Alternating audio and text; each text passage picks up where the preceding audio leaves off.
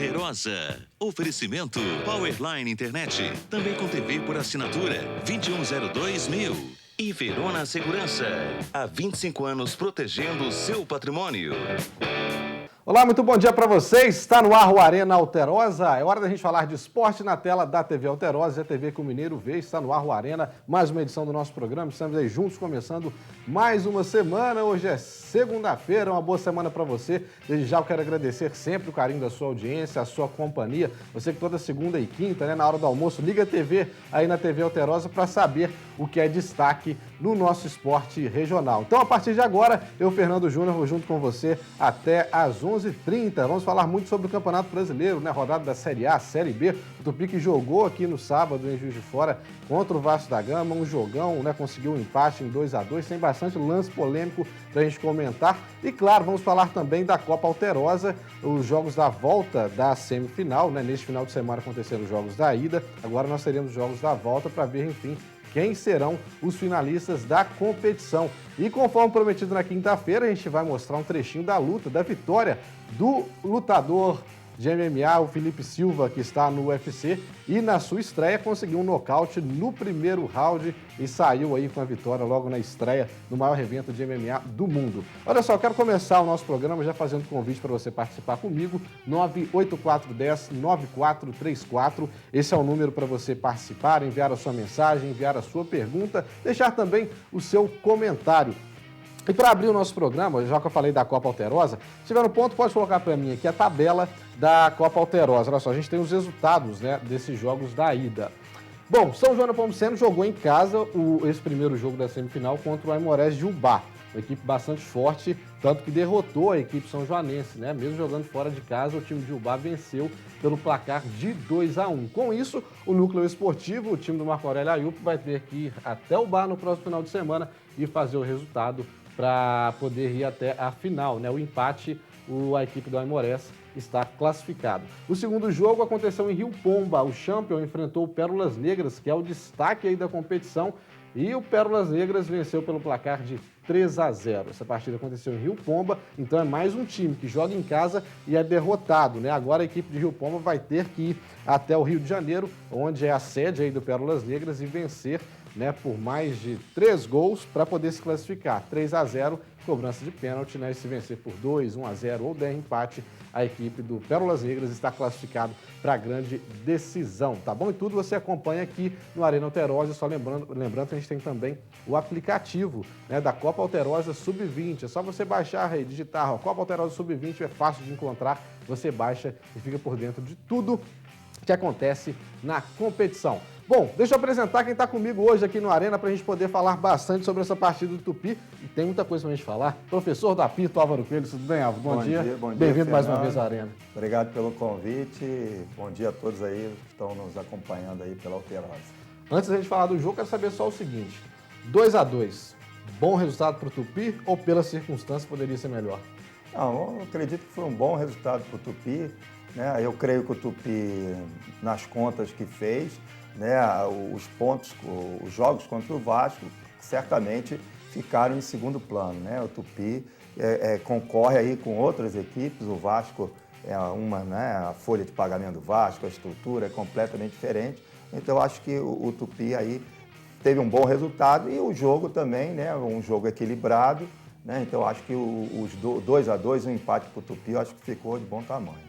Bom, só que antes da gente ir para o Tupi, da gente mostrar a reportagem do Ailton Borba, que esteve lá no Estádio Municipal junto com o Anderson Matheus, acompanharam tudo e vão contar essa história para a gente começa pelo Campeonato Brasileiro da Série A. Os clubes mineiros, o Atlético Mineiro conseguiu um resultado importante, um empate importante, jogou contra o Grêmio fora de casa e empatou. O Cruzeiro venceu o Santa Cruz por 2-0, aproveitou essa má sequência do Santa Cruz e venceu por 2-0. E já o América Mineiro perdeu mais uma, perdeu por vitória fora de casa. Para a gente começar o nosso programa mostrando os gols, a gente começa por Atlético Mineiro. Grêmio 1, Atlético Mineiro também 1. Em Porto Alegre, Luan chutou, a bola desviou na zaga e o Grêmio fez 1-0 contra o Atlético Mineiro. Só que Robinho deixou tudo igual e assumiu a artilharia ao lado de Gabriel Jesus com 10 gols. Grêmio 1, Galo também 1. Grêmio completo, Luan voltando da Olimpíada, e o Atlético Mineiro tentando permanecer aí na parte de cima da tabela, né, o professor, no grupo aí dos 4 primeiros. Jogando fora de casa, um bom resultado, né? Sim, um grande resultado para o Atlético, sem dúvida nenhuma. E ali, né, já o primeiro gol aí, que é o destaque, acho que essa rodada nós tivemos gols muito bonitos. E uma bonita jogada aí do Douglas, né, o lateral aí que foi para a seleção. Um cruzamento no pé do Robinho, um cruzamento difícil, né, bola rasteira, cruzou, quer dizer, foi um passe, na verdade, do Douglas. Um gol, olha lá, um gol realmente, um golão do Atlético. Bem trabalhado, né? E o Robinho, né, o Robinho aí mostrando o seu futebol, né, muito bem e ajudando o Atlético aí a pontear aí, né, ficar no grupo aí dos líderes do campeonato. Grande resultado para o Atlético. O Douglas conseguiu fazer bastante essas jogadas nos Jogos Olímpicos, né? Muitas jogadas da seleção brasileira saíram pela esquerda, né? O Zeca, que é o lateral direito, ficou um pouco mais preso na marcação, né? Então sempre a seleção saía bastante para o ataque, era pela esquerda com o Douglas, que é sem dúvida nenhuma um dos destaques aí do Atlético Mineiro, conseguiu essa vaga na seleção olímpica e também foi muito bem. Já o Grêmio, né, o Luan voltou e foi o autor aí do gol de empate. Outro clube mineiro que fez aí o dever de casa, né, venceu o Santa Cruz pelo placar de 2-0, foi o Cruzeiro. Vamos lá, vamos ver os gols. No Mineirão, o Cruzeiro saiu da zona do rebaixamento. Robinho abriu o placar contra o Santa Cruz com um belo gol. Ábila só teve o trabalho de empurrar para fazer o segundo. Cruzeiro 2, Santa Cruz 0. Bom, o Cruzeiro venceu, né, está numa situação bastante desconfortável aí no Campeonato Brasileiro. E por outro lado, quem também está numa situação nada boa, né, é o América Mineiro, é o Coelho, que jogou fora de casa contra o Vitória e não somou ponto não, foi mais uma derrota. O Vitória também saiu da zona da degola. Marcelo fez um golaço no primeiro tempo e Davi ampliou no segundo tempo. O Lanterna, América Mineiro, ainda diminuiu com Danilo Barcelos. 2-1, placar final. Professor, você veio aqui no começo do Campeonato Brasileiro, né? Acho que agora já começa o segundo turno, já começou o segundo turno. Acho que agora as coisas começam a ser desenhadas, né? Ficar de uma forma mais clara para a gente poder comentar aqui. E o América, com muito pesar que a gente fala isso, mas eu acho que pela situação que está, é difícil deixar a zona do rebaixamento. Se a gente pudesse apontar uma equipe aí para voltar para a Série B, infelizmente é o Coelho. Né? Sem dúvida, eu acho que o América vai confirmando aí o mau prognóstico, né? Infelizmente o América tem uma boa estrutura lá em BH, sendo treinamento, enfim, mas há alguma coisa lá que eu não consigo explicar direito, que o América fica nisso, sobe e desce. E assim, também o América as coisas parece que não ajudam muito, né? Ontem ali o jogador fez um golaço contra o América, apesar do gol do América também ter sido muito bonito, mas o jogador foi quem? Foi o América aí? América Mineiro enfrentou Vitória. Vitória, né? Vitória, o rubro-negro, né? O cara acertou da entrada da área, um chute lá no ângulo, né? Que o goleiro sem nenhuma chance de defesa. Então as coisas parece que realmente vão dando errado para o América e é difícil recuperar, já é a segunda rodada do retorno. O América está muito embaixo, então eu acho que o América, no meu prognóstico, o América é um time garantido aí no rebaixamento de 2016. Né? E o Cruzeiro, por outro lado, né, vai se livrando, vai se recuperando sob a condução do Mano Menezes. Né? Ontem eu vi alguns comentários, né, e eu acho que um dos mais contundentes que eu ouvi sobre o Cruzeiro foi que o time do Cruzeiro no papel é um time muito bom. Né? Em campo também, tem jogadores excelentes, né, no Campeonato Brasileiro. Não é um time que dá espetáculo, que dá show quando joga. Mas jogando em casa, a partir de agora, eu acredito que o Cruzeiro começa a vencer. E por isso não fica nessa mesma situação do América, né? Para mim, o Cruzeiro sai dessa situação desconfortável, começa a subir na tabela a partir de agora. É um time que, quando joga em casa, tem 100% de chance de vencer. Fora já é outra situação, né? Eu creio que o problema do Cruzeiro foi esse início aí complicado do Cruzeiro. E as coisas vêm de fora do campo para dentro do campo, né? Essa vinda do Paulo Bento para o Brasil, um treinador europeu, está acostumado em outra cultura, nossos jogadores têm outra filosofia de jogo, não é fácil mudar essa filosofia dos nossos jogadores. Então, o Cruzeiro, me parece, enfrentou assim, problemas, dado a condução de fora do campo. O exemplo do Riascos é típico disso, né? O Riascos, que havia sido emprestado, estava lá no Vasco, em segundo plano, e de repente foi levado para Belo Horizonte, assim, do nada, atrás do Riascos para resolver nosso problema, aí chegou lá, o Riascos não jogava, então, aí teve aquele desfecho polêmica, lá, né? Complicado, né? Com o diretor, que disse que ele não jogava mais, enfim. Então, isso acho que exemplifica que o problema do Cruzeiro estava fora do campo e agora, com o Mano Menezes, que conhece e tal, as coisas vão se acertando. Realmente, o time do Cruzeiro, no papel, né, ele tem condições de estar à frente na tabela e não na zona de rebaixamento. Meu prognóstico é que o Cruzeiro também não vai ser rebaixado. Claro que esse ano, qualquer perspectiva aí de classificação para Libertadores, eu acho que foi para o brejo, mas o Cruzeiro passa tranquilo aí, 2016, né, para 2017. O time do Cruzeiro, a parte da frente, né, do meio de campo para frente, é um time muito bom, né, acredito que o Mano tem encontrado alguns problemas aí, sua chegada na parte da defesa, né, a gente tem William Bigode, o Alisson, que joga muita bola, Arrascaeta, enfim. Meio de campo para frente. E esse atacante que fez o gol aí, que eu esqueci o nome aí, que fez o gol ontem, o argentino, né, também. Agora também tá me falhando aqui na memória. Ele fez o segundo gol, né, a bola cruzada. Esse aí, ó, ele concluiu, é um bom jogador também. Lembrou o gol do Atlético, né? Lembrou o gol do Atlético, né? Só que do Atlético o passe foi mais difícil, distante, né? Foi mais distante, né?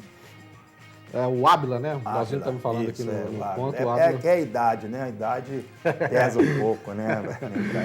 Bom, para a gente poder continuar nosso bate-papo aqui, tô devendo os gols dos clubes cariocas. Né? O Flamengo conseguiu uma vitória importante, né, professor? Jogou fora de casa, venceu bem a Chapecoense pelo placar de 3-1. E o Fluminense foi derrotado, perdeu para o Palmeiras pelo placar de 2-0. Antes da gente ver os gols, eu estou recebendo aqui uma mensagem justamente me cobrando isso, os gols dos clubes cariocas. Deixa eu mandar um abraço aqui. Deixa eu ver, estamos ligadinhos aqui em Muriaé. Só esquecendo de colocar o nome para mim, falou que tem um grupo grande acompanhando o nosso programa lá. O João de Deus é da cidade de Carangola, no bairro Santo Onofre, diz que é flamenguista e quer saber o seguinte, professor, antes da gente ver os gols. Pergunta para o Álvaro Coelhas. Gostaria de saber se há chance do Flamengo ser campeão brasileiro. Eu acredito sim, porque o campeonato de pontos corridos, né, ele exige regularidade ao longo da toda a competição, né, não perder pontos na hora indevida, não perder pontos para rivais, e o Flamengo está cumprindo aí o seu papel, né? Quer dizer, não tem um time assim que chama muita atenção, na minha opinião, jogadores, tem aquele craque e tal, né? É um time, vamos dizer, comum, entre aspas, né? Que me entendam bem, mas é um time que está se acertando, está lá no topo da tabela, então, se ele continuar nesse ritmo, né? Nessa regularidade que ele vem, se não tropeçar aí, não der umas bobeiras, eu acho que ele tem condição de brigar, até porque o campeonato, de uma forma geral, essas equipes que estão na frente, não tem, assim, aquela equipe que realmente se destaca muito das outras, né? Tem boas equipes, como o caso do Atlético, o caso do Grêmio aí, mas não é nada que a gente diga assim, está muito à frente dos outros, né? Não tem nenhum Real Madrid, nenhum Barcelona aí no Campeonato Brasileiro. Então, aquela equipe que fizer o seu trabalho direitinho, mantiver a regularidade, sem dúvida, é concorrente. Então, eu coloco o Flamengo concorrente, entrou o segundo turno aí no G4, bem próximo, lá em cima, então eu acho que ele concorre sim. E para manter essa boa sequência, nada melhor que uma vitória fora de casa, como foi, né? Venceu o Chapecoense pelo placar de 3-1. Abraço também para o João Vitor, está na cidade de Muriaé, é outro flamenguista que está nos acompanhando. E esses gols agora vão para o João Vitor, você vê agora na tela do Arena. Em Brasília, Dudu se esticou todo para fazer o primeiro gol do Palmeiras contra o Fluminense. 1-0. O Verdão ampliou no primeiro tempo. Depois do bate-rebate, Jean pegou bonito na bola. Palmeiras 2, Fluminense 0. Em Chapecó, Pará cruzou e Diego pegou de bate-pronto. Flamengo 1, Chapecoense 0. Kempis empatou para o time da casa, aproveitando o rebote do goleiro Muralha. 1-1.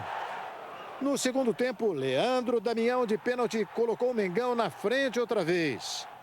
Mancuelo fez um belo gol e o Flamengo assumiu a vice-liderança. 3-1.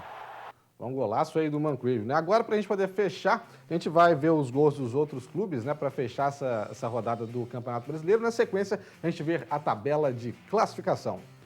Na Vila Belmiro, o Santos foi surpreendido pelo Figueirense. Rafael Moura fez o gol da vitória do Figueira, que continua na zona do rebaixamento.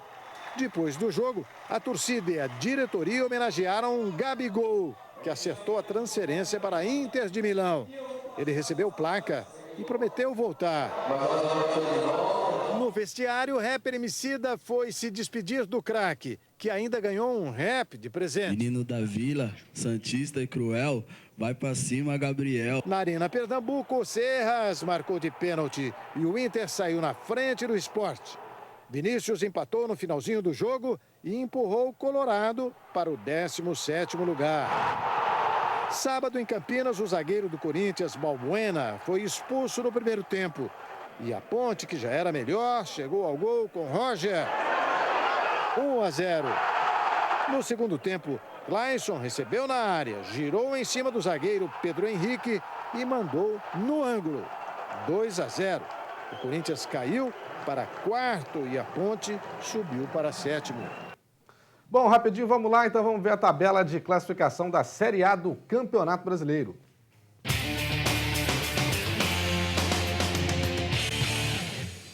Na liderança, o Palmeiras tem 43, o Flamengo com a vitória foi para 40, agora é o segundo. O terceiro, Atlético com 39, quarto, Corinthians com 37. Depois vem Santos, Grêmio, Ponte Preta, Fluminense, Atlético Paranaense e Chapecoense no meio da tabela com 30 pontos, o mesmo número de pontos aí do Atlético Paranaense. Na segunda parte, o São Paulo, Sport, o Botafogo, que joga hoje, Cruzeiro, Vitória, Curitiba e na zona de rebaixamento o Internacional com 24, o Figueirense com 24, o Santa Cruz tem 19 e com apenas 13 pontos na lanterna da Série A, o América Mineiro. Situação difícil aí do Coelho, né? Abraço para o Claudinei Paulino, pai do Pablo Barros, São Joanense, que é o lateral direito do América. A gente vai fazer uma pausa rapidinho aqui no Arena e daqui a pouquinho a gente volta para mostrar a reportagem do jogão de sábado, Tupi 2, Vasco 2. A pausa é rapidinha. Muito bem, já de volta com a Arena Alterô. A gente falou do gol do Robinho, né? Agora com o gol do Robinho ele empatou na liderança da artilharia com o Gabriel Jesus, né? Com 10 gols. Para complementar a rodada do Campeonato Brasileiro da Série A, hoje Atlético Paranaense e Botafogo, jogo que acontece na Arena da Baixada, às 8 da noite, né? Jogo importante aí para o Botafogo se quiser continuar nessa boa sequência. Bom, chegou a hora da gente ver a história entre Tupi 2 e Vasco 2 na reportagem de Adailton Borba e Anderson Matheus. Com uniformes brancos, o Tupi recebeu o Vasco da Gama em casa pela 21ª rodada da Série B. Com a bola rolando no municipal radialista Mário Helênio, o Vasco desce pela direita. Iago Pikachu é lançado por Andrezinho, mas a bola corre demais e sai pela linha de fundo. Com a bola nos pés do Tupi, Jonathan toca para Giancarlo, que entra na área e finaliza. O goleiro defende, mas o atacante do Tupi já estava impedido. A primeira finalização do jogo veio nesse lance do time cruzmaltino. Ederson recebe a bola de frente para a área, domina, gira e bate para o gol. A bola sai sem perigo para o goleiro Rafael Santos. Mas se a primeira ameaça vem dos visitantes, a primeira certeza vem do time de casa. Giancarlo dá um passinho para Otávio, que não pensa duas vezes e manda um chutaço. Não tem outra. Gol do Tupi.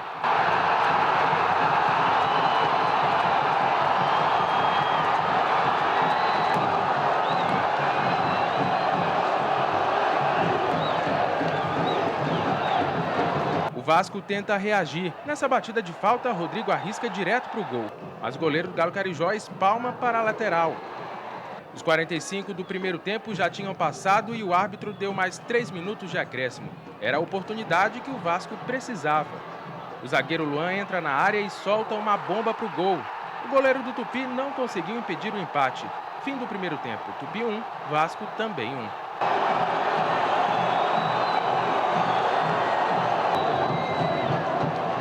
No intervalo, é claro, o palpite dos críticos, mas sempre esperançosos, torcedores do Galo Carijó. Hoje a gente está praticamente como visitante aqui, mas fazer o quê? Então vai virar isso aí, tem que ter fé. O Tupi começou bem, o Vasco também, mas pensou melhorar bastante, né, o ataque. E vamos virar esse jogo aí.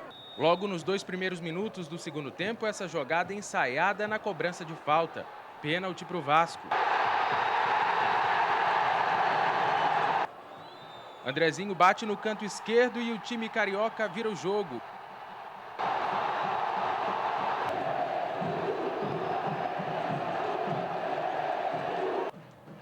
Sem entregar os pontos, o Galo Carijó volta a ameaçar. Serrato aproveita a sobra, domina e cruza na área. Renan sobe e cabeceia para o gol.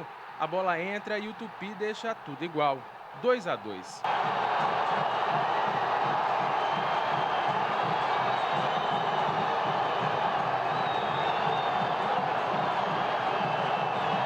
A gente não fez uma grande partida.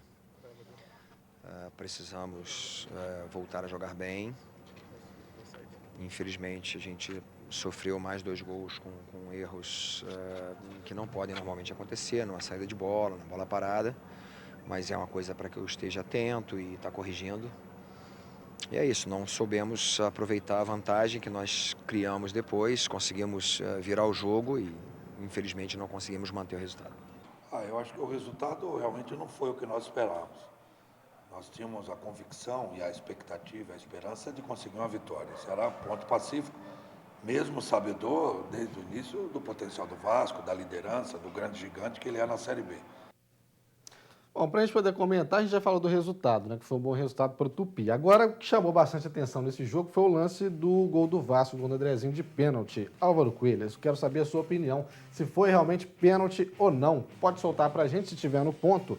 A gente tem aí o lance separado, né? Um trechinho que dá para a gente analisar com mais calma, né? Esse lance polêmico aí no jogo entre Tupi e Vasco da Gama, tudo igual, 2-2. Um pênalti marcado pelo árbitro Gilberto Rodrigues Castro Júnior e o Jonathan na marcação. Tentou ajudar ali, agora a defesa do Tupi vacilou também, né, professor? Porque o Andrezinho teve muito tempo para cobrar a falta, olhou, esperou, depois que o Gilberto autorizou, tá na tela agora. Então, antes da gente falar qualquer coisa do árbitro, né, Fernando, tem que observar isso, porque foi uma bola parada, a defesa estava posicionada e deixou o Ederson receber a bola. O Jonathan, ele estava marcando o lateral e ali mostra que há uma falha defensiva, porque o defensor não pode correr atrás do atacante como aparece ali na imagem. Sobre o pênalti, né, na transmissão lá, que eu participei pela Rádio CBN, eu disse que não daria o pênalti. Por quê? Porque o Ederson, ele pega a bola e ele dá uma mudança de direção na corrida dele. E o Jonathan vinha pelas costas, né, correndo, olha lá, ele muda de direção. Na hora que ele toca na bola, ele muda de direção, né? E muitas vezes o jogador faz isso para provocar o contato. O atacante faz isso para provocar o contato. É a tal da malandragem, né? Malandragem do brasileiro. Então, a imagem, não resta dúvida que houve um contato, né? E até um contato com o braço, né? Que não aparece muito nessa imagem, mas que a gente viu outras imagens. Então, eu disse na hora do jogo que eu não daria o pênalti. Por quê? Porque o jogador mudou de direção e, com isso, o que vinha na tentativa de defesa, o Jonathan, acabou não tendo como parar. Mas isso não quer dizer que a interpretação do árbitro foi absurda, como alguns disseram. A interpretação do árbitro foi a interpretação dele, que ele viu do contato, né? Olhando com mais calma agora, né? Analisando com as imagens agora um pouco mais pausado, continua com a mesma opinião? Não, eu continuo com a mesma opinião pela minha experiência, né? Olha, olhando ali, você vê que o Jonathan, a bola estava indo para a direita e ele vem para o meio, na frente do Jonathan, né? O Ederson, ele vem para a frente do Jonathan que vinha correndo. Então, o Jonathan não foi imprudente nesse caso, né? Porque ele foi surpreendido com a mudança de direção do Ederson. Eu manteria, né, a minha decisão de não marcar o pênalti. Mas a decisão do árbitro não foi absurda. A decisão do árbitro, ele interpretou de outra forma porque ele viu o contato, né? Então, e que isso fique claro, né? Bom, antes da gente continuar no Tupi, rapidinho, nosso tempo está acabando, eu prometi dar um trechinho da luta aí do Felipe Silva no sábado, né? O Felipe Silva lutou contra o Shane Campbell na estreia do UFC. Pode rodar aí pra gente. E nocauteou no primeiro round, né? Com 1 minuto e 30 segundos de luta, a luta já acabou. Tá aí o nocaute do Felipe Silva, avassalador, né? Nessa sua estreia no UFC. Ficou, claro, bastante contente. E na estreia nada melhor que uma vitória para poder se firmar aí no maior evento de MMA do mundo. Um abraço pro Felipe, né? Para toda a equipe do Felipe, o Zulu, rapaziada que ajudou ele lá no Canadá a conquistar essa primeira vitória. Antes da gente encerrar o programa, pode voltar para mim, que a gente tem um trechinho aí outro lance também que chamou bastante atenção do torcedor do Tupi, foi a expulsão do treinador de goleiro Walker Campos, né? Que é um camarada super tranquilo, nosso parceiro aqui do Arena Alterosa. Se tiver no ponto, pode rodar pra gente aí. O Anderson Matheus conseguiu capturar essa imagem. Olha lá, o Gilberto expulsando o Walker. E mais um lance polêmico de impedimento. Né? O auxiliar marcou o impedimento, o Walker estava muito próximo ali à linha, acabou reclamando, gesticulando bastante, e o árbitro foi e expulsou o preparador de goleiro. Até onde vai a paciência da arbitragem? Qual que é essa paciência em relação ao gesto, Álvaro? Não, a regra diz que, né, protestar contra a decisão do árbitro é passível, né, de advertência e, claro, também de uma expulsão, dependendo do grau dessa reclamação. Eu estava lá e eu não vi realmente, o treinador estava embaixo do banco, eu não vi, só o árbitro que observou. Eu acho que o árbitro exagerou, porque o árbitro tem outros instrumentos, a advertência, né? Advertência à pessoa, chamar a atenção, pedir moderação, né? E, por outro lado, eu acho também, né, o treinador tem que compreender que a marcação do impedimento é muito difícil, né? Aquela linha, um corre para frente, outro corre para trás, o momento do passe. Então, às vezes, também há exagero de parte a parte. Na minha opinião, o árbitro exagerou, foi a primeira, e quem estava no estádio não viu o que o Walker fez. Depois, o treinador do Tupi se excedeu, indo para o vestiário, gesticulou para a torcida, coisas que não tem nada a ver e não contribuem em nada, não ajudam em nada para o futebol. Mas no primeiro lance, eu acho que o árbitro não precisava ter expulsado. Eu não sei o que ele fez, claro. Não sei se ele ouviu, né? Não sei se ele ofendeu, essas coisas, né? Eu não sei. Mas, assim, visualmente, o que eu quero dizer é que nós não percebemos uma atitude do treinador que justificasse a expulsão. Professor, nosso tempo, felizmente, já acabou. Passou rápido demais mais uma vez. Abraço, obrigado sempre pela parceria. Obrigado. Boa semana para você. Obrigado mais uma vez pelo convite e estamos aí. Tá certo. A Arena Alterosa vai ficando por aqui. Só lembrando que o nosso encontro é na quarta, com mais um Boletim Arena, e na quinta, mais uma edição do nosso programa. Boa semana para você.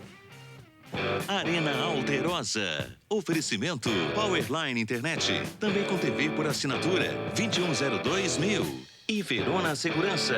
Há 25 anos protegendo o seu patrimônio.